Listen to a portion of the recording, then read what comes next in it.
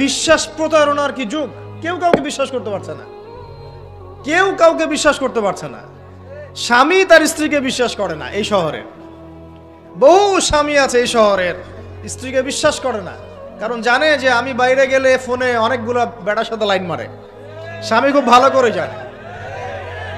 এ কারণে দেখা যায় স্বামীও বাইরে আবার কয়েকটা একাধিক ওই যে বলবো উপস্ত্রী উপপত্নী জোগাড় করে রেখে দিছে, আছে না? মেয়ে স্ত্রী বাসায়, স্বামী যখন চলে যায় স্ত্রী অন্যের সাথে পরকিয়া করে, আবার স্বামী বাইরে গিয়ে স্ত্রীকে বাদ দিয়ে অন্য মেয়ের সাথে পরকিয়া করে। এই জিনিসটা শহরে বেশি না কম বলেন? লজ্জা করেন না, সত্যি কথা বলেন, এটা বেশি না কম? বেশি, দিন দিন বাড়ছে। আর যে মিডিয়াগুলো আমরা দেখি এগুলোই শিখায় আমাদেরকে, পরকিয়া শিখায় না? পরকিয়া শিখায়। আর এটা যে এত ভয়াবহ মহামারী আকার ধারণ করেছে না, অনেক ক্ষেত্রে দেখা যায় স্বামী অফিসে যাওয়ার সাথে সাথেই বয়ফ্রেন্ড বাসায় হাজির। এই যে বাক্সে বাক্সে বন্দি জীবন বললাম, বাক্সে বাক্সে বন্দি ফ্ল্যাটের ভিতরে তো ঢুকলে আর বোঝা যায় না ভিতরে কি হচ্ছে। কত ফ্ল্যাটে যে জেনা হয় এখন এই শহরে আল্লাহ ভালো জানেন। এই ফ্ল্যাটের প্রত্যেকটা ইঞ্চি ইঞ্চি মাটি আল্লাহর কাছে সাক্ষী দিবে। যেখানে যে মাটিতে বসে অবিবাহিত যুবক যুবতী জেনা করেছে আর বিবাহিত যুবক যুবতীরা এবং এই স্বামী স্ত্রীর জেনা করেছে, এর ইঞ্চি ইঞ্চি মাটি আল্লাহর কাছে কথা বলবে। এর ইঞ্চি ইঞ্চি মাটি আল্লাহর সামনে কথা বলবে। ইয়াউমা ইযিন তুহাদ্দিসু আখবারাহা, সেদিন তুহাদ্দিসু আখবারাহা, জমিন তার খবর বলবে আল্লাহর কাছে। জমিনের কোথায় কোন পাপ হয়েছে সব বলে দিবে। এই জমিনে এখানে দাঁড়িয়ে জেনা করেছে, ওইখানে দাঁড়িয়ে মদ খেয়েছে, ওইখানে কাউকে খুন করেছে, জমিন বলে দিবে। একটা কথা এখানে মাঝখানে বলে দেই, যারা অবিবাহিত যুবক যুবতী আছো, এই লেকচার তোমরা যারা শুনছো, তোমাদের মধ্যে কেউ যদি জেনা করে থাকো, অবিবাহিতর কথা বলছি, তোমাদের কাঁধের মধ্যে এখন 100 বেত্রাঘাতের শাস্তি ঝুলে আছে। সূরা নূরের 1 থেকে 3 নম্বর আয়াত পড়ে দেখবে, ওর শাস্তি হচ্ছে 100 বেত্রাঘাত, তাও জনসমক্ষে, এবং এক বছরের জন্য নির্বাসন। এই বিধানগুলো যদি পৃথিবীর কোনো দেশেও না থাকে, আসমানে আছে। মরার সাথে সাথেই এই বিধান কার্যকর হবে ইনশাআল্লাহ। বাঁচার বুদ্ধি কি? একটাই উপায় আছে। এই লেকচার কানে চলে গেছে, অনতি বিলম্বে ওযু করবে, ওযু করে খালেসভাবে রাতের শেষ রাতে জায়নামাজ বিছাবে, জায়নামাজ বিছিয়ে আল্লাহর সামনে দাঁড়িয়ে 2 রাকাত নামাজ পড়বে, পড়ে নিজের পাপের কথা স্মরণ করে চোখ দিয়ে দরদর করে পানি ফেলে দিবে, আল্লাহকে সেজদায় গিয়ে বলবে, আল্লাহ আমি জেনা করেছি, আমাকে মাফ করে দাও। আল্লাহ আমার এই পাপের কথা কেউ জানে না, তুমি জানো, মাফ করে দাও। এই মাফ নেওয়ার পরে আবার ওই যার সাথে করেছেন ওর সাথে আবার লিঙ্ক আপ করার চেষ্টা করেন না। আসো আমরা জেনা করেছিলাম, আসো বিয়ে করে নেই, এটা সলিউশন না। জেনা করেছেন, আগে তওবা করে ফিরে আসতে হবে, তারপরে পুরো জীবন ইসলামিক লাইফ লিড করতে হবে। আল্লাহ যদি দেখেন যে হ্যাঁ আপনি ঠিকঠাক তওবা করে আল্লাহর পথে চলছেন, আল্লাহ তখন আপনাকে নেককার স্ত্রী দিবে ইনশাআল্লাহ। এই একমাত্র রাস্তা যুবকদের জন্য এবং যুবতীদের জন্যও। যুবকরা না হলে পার পেয়ে যেতে পারে, কারণ একটা কথা সমাজে প্রচলিত আছে না, যে ছেলে মানুষের ইজ্জত তো সহজে যায় না, গোপন হয়ে গেছে, কেউ জানে না, আল্লাহ মাফ করে দিয়েছেন, সে হয়তো পার পেয়ে গেল। কিন্তু এই যে মেয়ে, তুমি যে 8-10টা ছেলের সাথে জেনা করেছো, তোমার ইজ্জতের কি হবে? তোমার যে সতীত্ব তুমি নষ্ট করেছো, তুমি তো বিয়ের পর কোনো ঘরে গেলে সে হাজবেন্ডও বুঝতে পারবে তুমি আর সতী সাধী নও। আল্লাহর কাছে ক্ষমা চান, ইস্তেগফার করেন। জেনার ফলশ্রুতিতে সমাজে মহামারী নেমে আসে। জেনা, পরকীয়া, অশ্লীলতার কারণে সমাজে এমন সব রোগ ব্যাধির উদ্ভব হয় যেগুলো কখনো ছিল না। এই শহরটা জেনার শহর, আমাদের এই ঢাকা শহর জেনার শহর।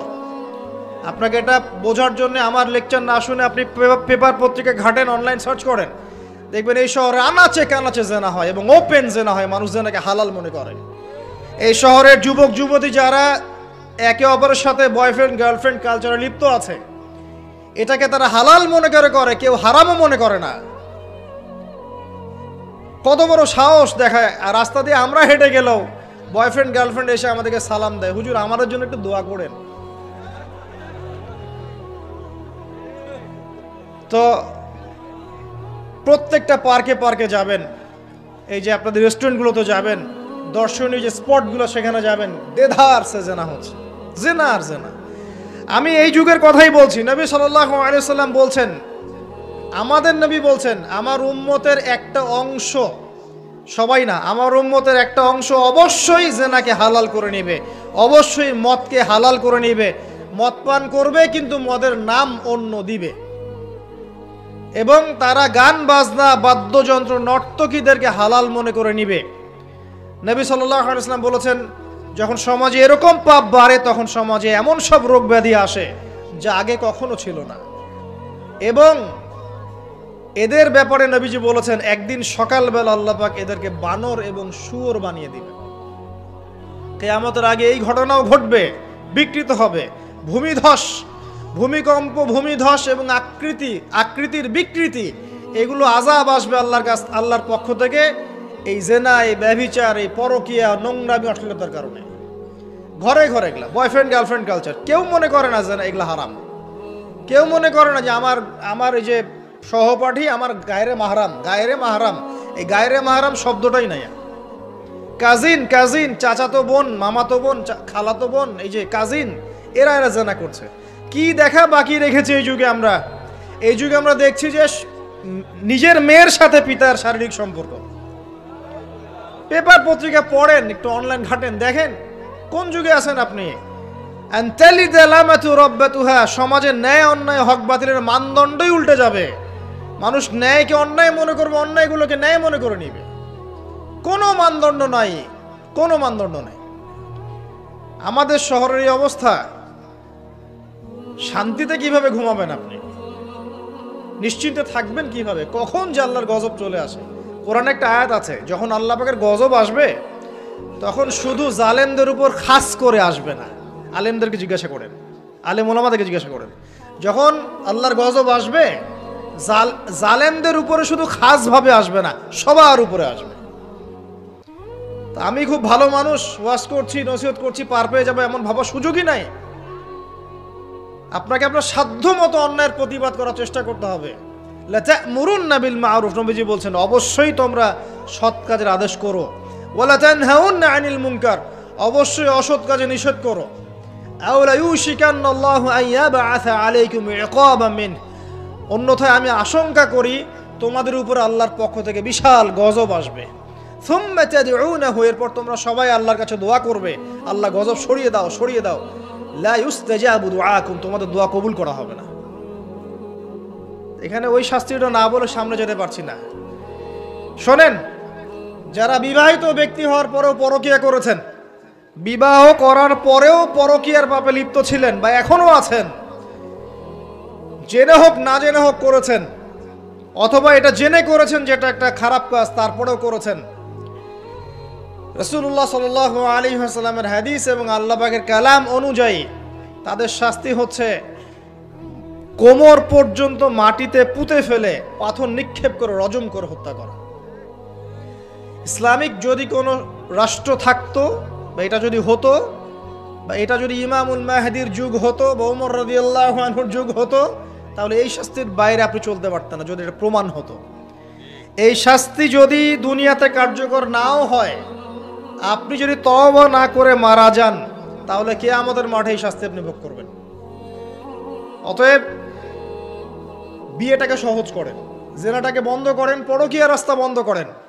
এগুলো শাস্তি দুনিয়াতে না পেলেও পরকালে পেতে হবে। কিন্তু রাসূলুল্লাহ সাল্লাল্লাহু আলাইহি ওয়াসাল্লাম মেরাজের রাতে গিয়ে দেখে এসেছেন যে একটা চুলা দেখেছেন, চুলা তন্দুর চুলার মতো, নিচের দিকটা ফাঁপা, উপর দিকটা সরু, আগুন জ্বলছে দাউ দাউ করে, এক শ্রেণীর মানুষকে পোড়ানো হচ্ছে। আগুন যখন ফ্লো বাড়ছে, মানুষ উপরে আসছে, ফ্লো কমছে, নিচে নামছে, এইভাবে আর কি। রাসূলুল্লাহ সাল্লাল্লাহু আলাইহি ওয়াসাল্লাম জিজ্ঞাসা করলেন, ইয়া জিবরিল, এরা কারা? জিবরাইল আলাইহিস সালাম বলছে, এরা আপনার উম্মতের সেই সব ব্যক্তি যারা জেনার পাপে লিপ্ত ছিল, এবং তাদের এই আযাব থেকে এত দুর্গন্ধ বের হচ্ছে কল্পনা করতে পারবেন না। আরেক শ্রেণীর লোককে দেখেছেন, সামনে এই যে ভালো গোশত, পাশে খারাপ পচা গোশত, বসে বসে পচা গোশত খাচ্ছে, ভালো গোশত খাচ্ছে না, শাস্তি হচ্ছে